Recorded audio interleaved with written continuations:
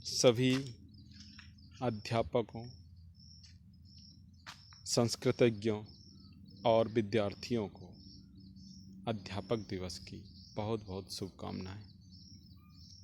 और इसी पावन अवसर पर आज हम संस्कृत अध्ययन या अध्यापन का कार्य शुरू करते हैं। संस्कृत अध्ययन के लिए हमें व्याकरण की आवश्यकता पड़ेगी। किसी भी भाषा के अध्ययन के लिए हमें उस भाषा के व्याकरण को पढ़ना पड़ता है। उस भाषा के व्याकरण को समझने के लिए उसके सर्वप्रथम मूल तत्वों को जानने की आवश्यकता होती है।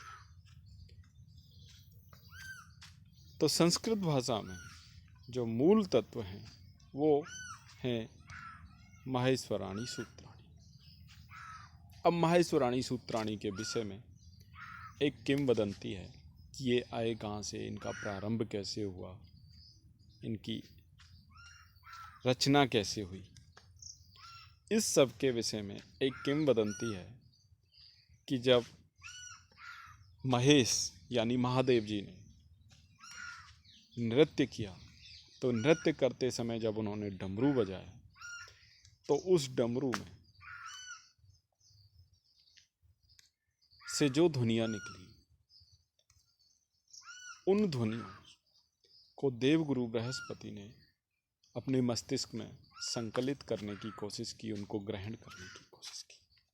तो इतनी सारी हजारों डमरू की आवाज़ों से, ध्वनियों से में से जो ध्वनियाँ वो संकलित कर पाए उन्हें हम 14 माहेश्वरी सूत्रों के नाम से जानते हैं। यानी महेश के डमरू से निकली हुई वो ध्वनियाँ, उन्हें हम माहेश्वरी सूत्र कहते हैं। यानी देवगुरु बृहस्पति ने उनको सूत्रों के रूप में पिरो दिया और वो कुल 14 सूत्र बने और उन 14 सूत्रों को ही हम माहेश्वराणी सूत्राणी संस्कृत में कहते हैं। और वही हमारे संपूर्ण संस्कृत व्याकरण का आधार है।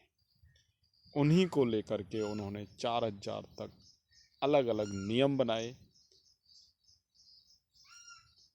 और उन नियमों के तहत ही हम लोग इस संस्कृत व्याकरण को पढ़ पाएंगे। 14 माहेश्वरी सूत्र को संकलित करने के बाद देवगुरु बृहस्पति ने संपूर्ण संस्कृत व्याकरण की रचना की और व्याकरण की रचना करने के बाद उस व्याकरण को उन्होंने इंद्र को पढ़ाया और इंद्र ने महर्षि पाणिनि को पढ़ाया।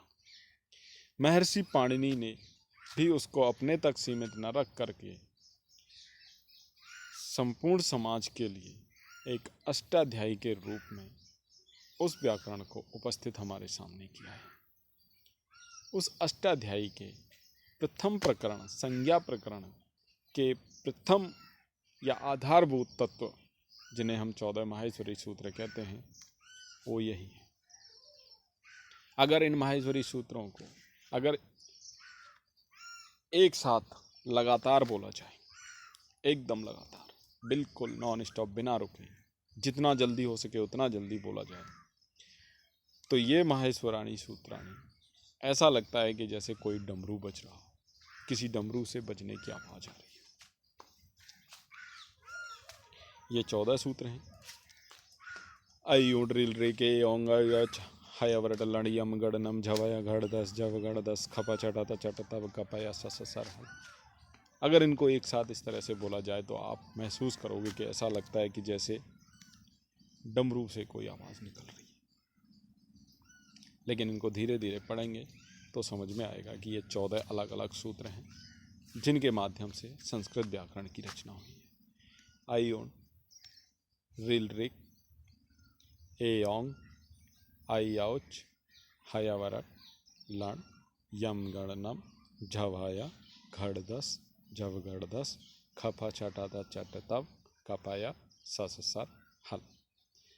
तो बच्चों, सबसे पहले काम यही है आपका कि आप इन सभी 14 माहेश्वरी सूत्रों को आपको एकदम रट लेना है, इनको याद कर लेना है, क्योंकि आगे का जो भी व्याकरण हम पढ़ेंगे वो इन्हीं से रिलेटेड होगा। इनके बिना बिल्कुल भी आगे नहीं बढ़ा जा सकता है, इसलिए इनको सर्वप्रथम याद करना बहुत ज़रूरी है।